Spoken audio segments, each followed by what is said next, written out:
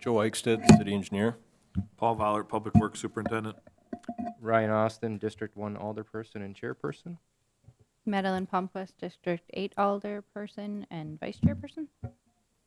Jeff Penscover, Alderman, District 4. Dennis Pollock, 6th Ward Alderman. All right, that's everyone. We'll move on to item 2, review Engineering and Street Department monthly activity report. Paul, you want to kick us off? Sure, thank you. The report is attached, just some quick summaries. Garbage collection was slightly up this month compared to 2023, and recycling was down slightly as well. The Lincoln Street project continues to progress nicely. We now have all the underground work completed from East Grand Avenue down to the west leg of Dewey Street.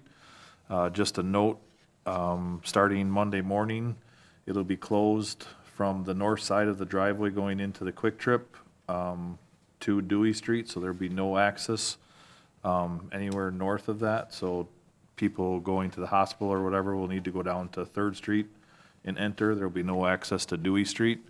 We're expecting that piece of work to take approximately 2 weeks to get completed, and then additional time for the curb and gutter and asphalt pavement and stuff like that to happen. But once we get the underground work, we will complete or open the intersection with Dewey Street again for egress out of the Quick Trip store to go towards the hospital, but it won't be open to traffic. In the next few weeks, we should be getting the pavement completed on Lincoln Street, up at the intersections of Peach and East Grand to the south. All the concrete work was completed on Tuesday of this week, so we can now do the finish grading and things like that of the trail and the restoration work and stuff. The next construction project will be 9th Street from Chestnut to Peach Street, and we're expecting that to start here the last week of July as well. So just for your know where we're going to be next. Oops, sorry. Maintenance activities, we have, again, we tackled a big project with a bunch of curb maintenance over south of Water and Light, north of the expressway. We have all that put back together. We had some delay with getting hot mix from the highway department based off of their schedule. So all that work in that area is completed. So this will be the second week now that we're doing preparation for our chip seal program, going around and spraying radiuses and cross cracks and things like that.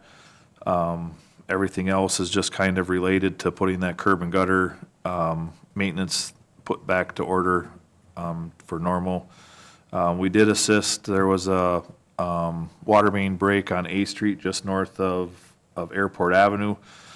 So we provided traffic control for Water and Light, and then we did the concrete patch to get that put back to normal within a week of the water main break and things. Engineering department has a pavement patching work going out on Highway 34 going out of town. We're providing the traffic control for that, and that was a fair amount of work for us putting that together. During the month of June, we also obviously had the Cranberry Blossom Festival, where we provided closure for the festival and the parade.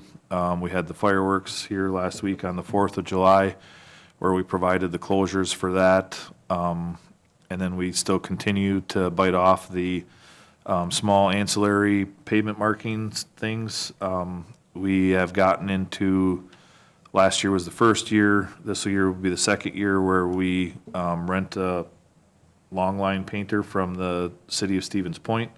It allows us to put more paint down in a day and put it together a better product. And so we're kind of, with all the rain 3 days a week, they're a little bit behind. So we're hoping that next week or the week after that, we'll get that truck to be able to start replacing our long line.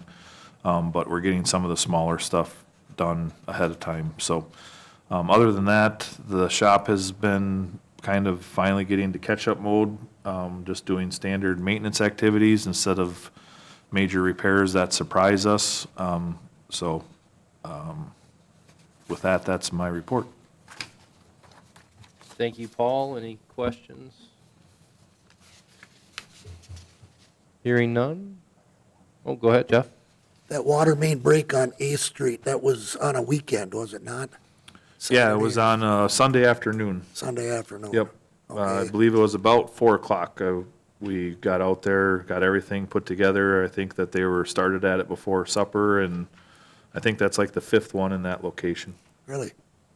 Okay, well, we just kind of noticed it, and when this happens on a Sunday, I guess you got to jump through extra hurdles, I'm sure, and, Yeah, the unfortunate part is especially on A Street, there isn't a lot of just additional loops, where you can shut down one valve to isolate it through the weekend, so.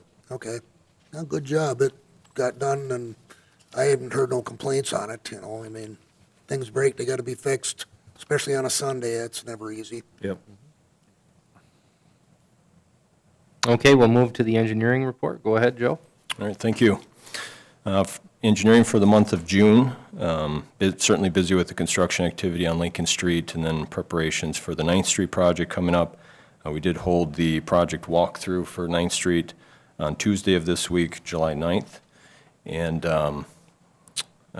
as well as working on future surveys for future projects. That work continues. We did complete a survey on Harrison Street and are preparing for the survey on Plover Street. In addition to that, the signal issues that were identified in last month's report, both of those were fixed in the month of June. Both of those were related to particular equipment that we were waiting on delivery for, and those are now fixed. With the Mead Field pickleball courts, we're going to be scheduling a pre-construction meeting, hopefully for next week, with the contractor and city staff to kick that project off. And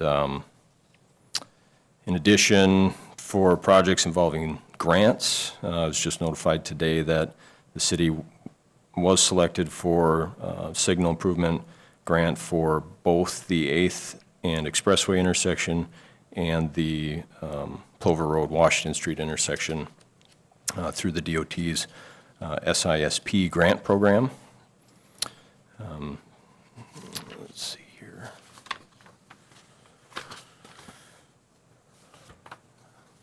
Additionally, we had a meeting with the DOT this month, or through the month of June.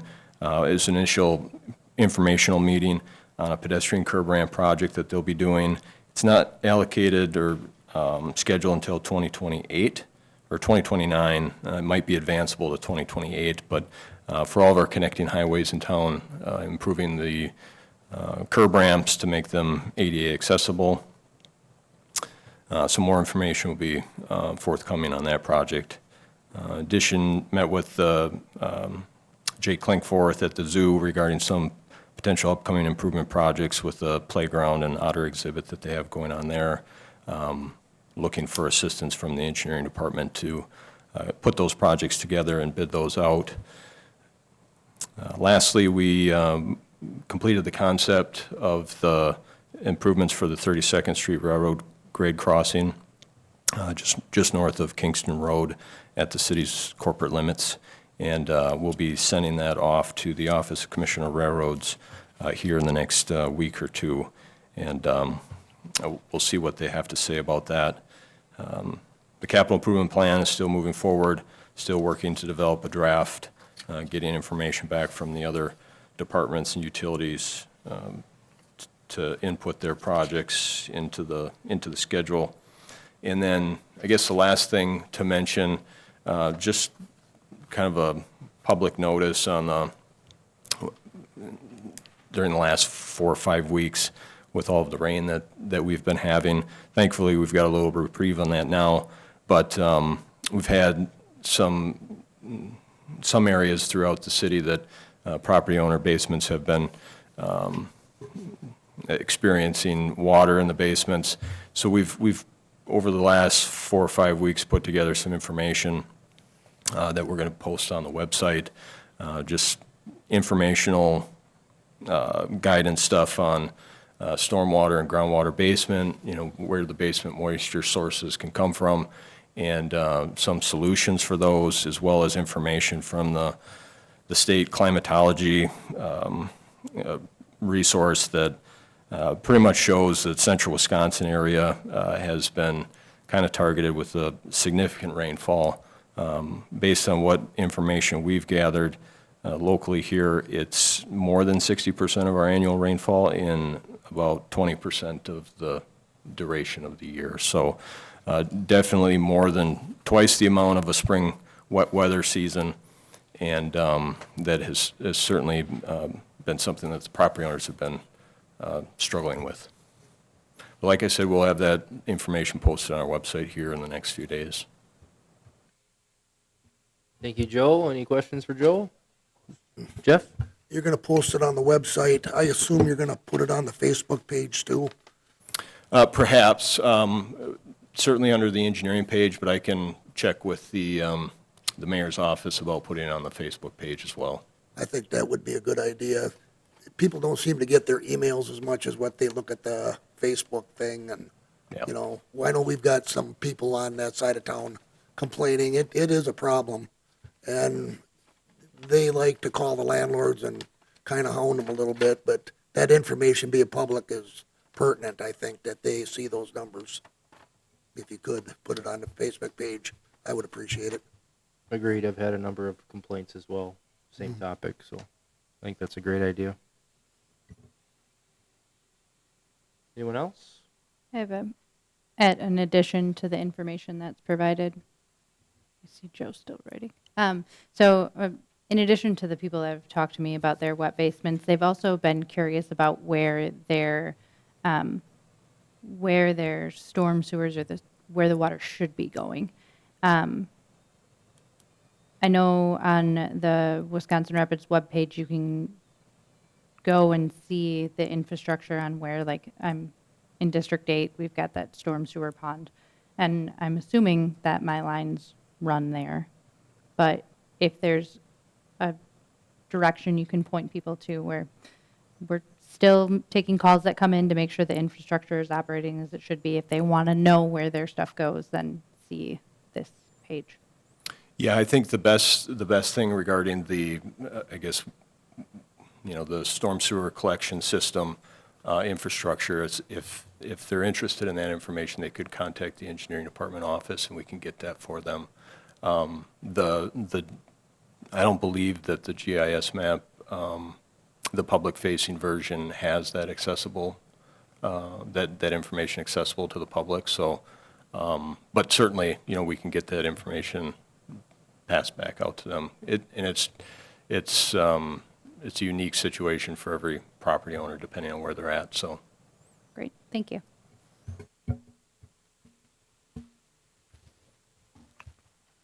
Okay. We'll move on to item 3, review 2023 sales of raw compost and consider a multi-year sales contract. Paul? Thank you. So attached is the referral that was sent last fall when we sent out requests for proposals from local vendors. So the question is just what is this committee's wishes? The vendor so we requested proposals from six different vendors. We got we got proposals back from 2 vendors. One was just looking for a small portion of it. The other vendor was willing or wanting anything that we had available. That vendor is willing to hold his price from this previous year for next year, and he even said that he would be willing to do a 3 or 4 year proposal. At the time, I brought that up when we approved the sale, and I think it was actually Mr. Austin that suggested that we just see how this goes and move forward. I will say that I have had another vendor inquire about it since then, and he was not willing to say what he would be willing to pay for it or anything like that. I don't know if he knows what the other vendor paid, so if we want to, we could send out requests again, or we could just continue with the person that we have. It did go well. They got everything out of there in the time that was required. And There was no issues. You know, they use the same contractor to haul it for them that we use to grind our stumps. You know, so there's a familiarity there. They know how our operations are and things like that. But again, if it's this committee's wishes to put it back out for proposal again, for the 2024 season, I have no issue with that either. Biggest thing is do we want to continue the process that we started here this last year? Because budget requests were due on the 28th of June. So I budgeted it that we would continue it. But those are just estimated budgets. And so the request is to see, you know, how do we want to operate moving forward? And if we want to operate the same way we did for 2023, are we willing, or are we okay with continuing, and/or do we want to send out a request for proposals again? You know, so that we have that in place by the completion of the grass growing and composting season. I guess I'll start off. I think my main concern was to ensure that there was enough compost material for residents. Has that been an issue at all? So we did have one issue for about a 3-week period, and that was mostly because Mother Nature wasn't allowing us, you know, more than a day a week to be able to screen it. So we did run out in the spring, but I think we can do things here this fall to make sure that that doesn't happen in the spring. Like I said, we were kind of caught because we thought we were going to be able to screen this spring, and with all the rain that we got, that wasn't able to happen. And I guess continuation, can you go over the rough numbers? It's not only the sale of the material, it's the labor and equipment operation that we don't have to do as well. Can you just kind of cover those numbers for us, Paul? Yeah, so, you know, compost is simply a service that we provide to the city, city residents, and I guess non-residents. It's when we go through and screen the compost, when we sell the compost, we barely break even. You know, it's not a huge, or it's not a moneymaker at all. We barely break even because we sell some, but the majority of it that we screen is taken by residents and/or non-residents, compost site users for free.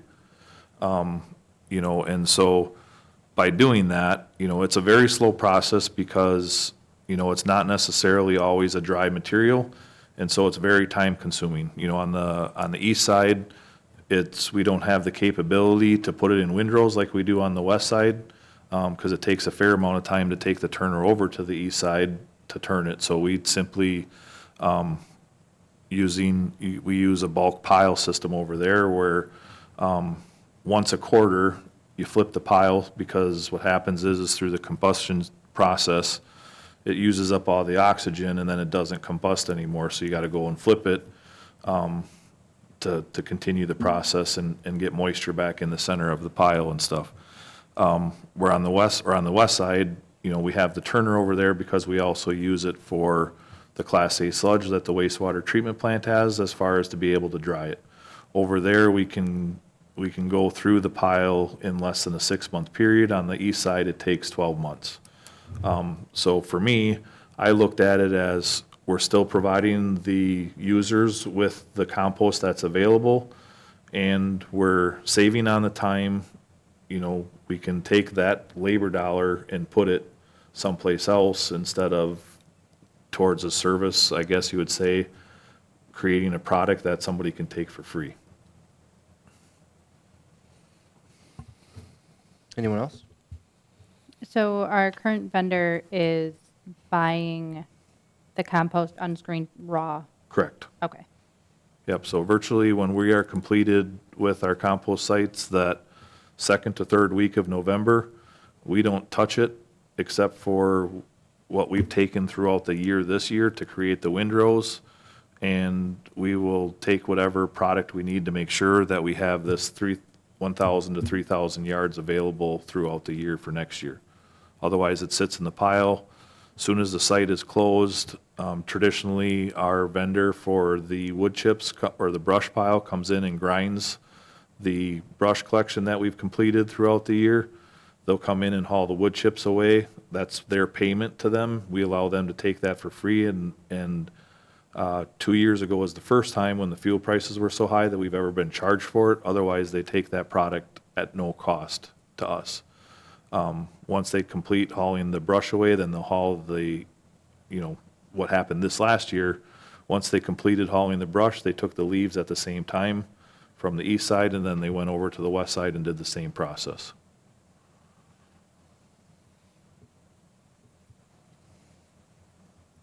You've obviously developed a comfort zone with the current vendor. You know what to expect out of them. If you were to put this out on bid, do you foresee any huge savings, or, I guess it's a stupid question, but you know what I'm trying to say, just Yeah. to measure it. Would we save a lot by throwing it out there, or? I don't know that, I was surprised at the price that we got, honestly, but I don't research what the market of compost is. This company that is currently buying it from us, they're in the industry to bag it, and so they want the largest amount of compost that they possibly can get. And that was the same company, a different company is in the same business as bagging compost, and so they're looking for as much as they could get. Okay. In the gentleman's email that was looking to get ours, he said, I can't tell you what the price is gonna be because I need to look into what the freight cost would be to get it back to their location. So again, we might go through the whole process, and the other vendor might end up being $1 less than what the current vendor is. It might end up $1 more, so. Well, having a current working relationship to me is priceless. You know what to expect out of these guys. They've done it in the past. No surprises, and the service, I guess, is the value I would be looking at, unless there's a huge cost savings. I would be willing to make a motion that we stay with the vendor that we have right now as long as it's working, if that would be needed. I guess one question I would have is, are the vendors, or is our current vendor still interested in a multi-year deal, or is this something you would anticipate doing annually? I did contact him this morning, I tried him last week and he was on vacation or whatever, and he said that they would be willing to do up to a 3-year contract at that price, so 3 additional years. Okay. Now, again, we could choose to say, okay, we'll go for a total of 3 years, and then after the completion of the 3rd year, now that I know that I have this other vendor that's interested, we could then take it out to him as well and include him in it. He was $1.25 more than the other person that submitted the proposal when we requested it, and that was a local vendor in the city. You're talking about the current The vendor that we're numbers, working yep. with? Yeah. Okay. And again, if we want to just do it for 1 year and say, okay, we'll hold the price for 2 years, but we're going to look for proposals next year, and I'm okay with doing it, requesting proposals, it's whatever the committee's choice is, I mean, it's a variable, right? I mean, it could go back and go backwards as well, because now all of a sudden fuel prices are higher or whatever, so it's going to cost him more to get it to his location, so. Yeah, I tend to side with Jeff on this as far as continuing business with our current vendor, just because, obviously, when we did this last year, as you said, the price they were willing to pay was more than we anticipated, which, is refreshing. That doesn't happen all the time. Right. And it seems like things went well for this go-around, so I would be interested, as well as entertaining a motion for a multi-year deal for, what was the contractor? It's Sioux Organics out of the Cronenwetter area. Okay, for Sioux. So I would entertain that motion. I would make the motion to retain the current vendor and get a contract out of him for 3 years, get it in writing, and you know, if it's not broke, don't fix it. You know, it's kind of as simple as that. You need Everybody anything, seems happy with it. I'll make that motion. you need anything more than that, Paul? Nope, I think that's acceptable. And I'll second that. Is there any further discussion? One, just for clarification, is it for 3 additional years or a total of, including this year? Let's go 3 years total. Okay. So 2 additional years from 2024. Okay, There might be some fluctuations in the fuel, and at least we're covered for. sounds good. Yeah. It means they can't change it if fuel prices go way out of whack, that they can't come at us and say, hey, now we have to start charging you fuel. Yep. Any other discussion? Hearing none, we'll go to vote. All in favor respond with aye. Aye. Any opposed, nay? Motion carries. All right, we'll move on. Item 4 is review the referral list.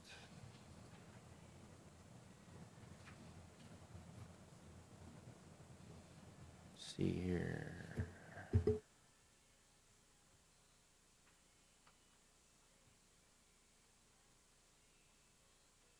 See, consider updates. Joe, item 3, the change order policy. Is there anything that we're waiting on to bring this to committee? I don't think anything that we're waiting on. It's nothing that's imminent, but it is something that it kind of resurfaces, you know, maybe once a construction season to kind of go back and perhaps reassess with the committee and council. Okay, so it's safe to leave it there then? Yep. Yeah.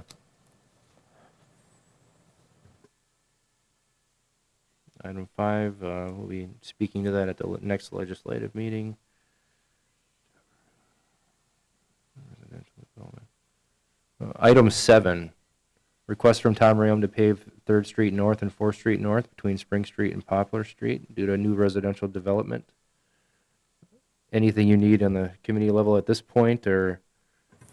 I don't think so quite at this point. It is something that we're evaluating with the capital improvement plan.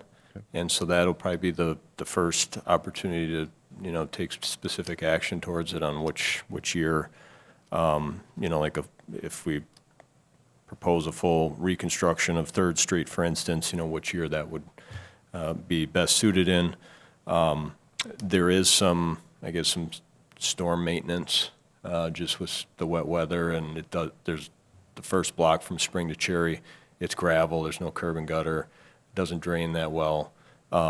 That's something that would likely just be taken care of here before winter time.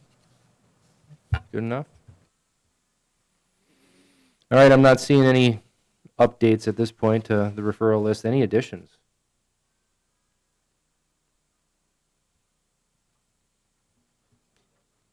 Okay, hearing none, we'll move on to item 5, which is set the next meeting date. Look at the calendar here. So, looks like the 8th of August. Are the chambers available? 5 p.m.? Yep. All right. Looks good. Any objections to the 8th at 5 p.m.? All right. Make it so. And item 6, adjournment. I'll entertain a motion to adjourn. Motion to adjourn. We have a motion and a second. All in favor, respond with aye. Aye. All right. Have a great evening, everyone. Thank you very much.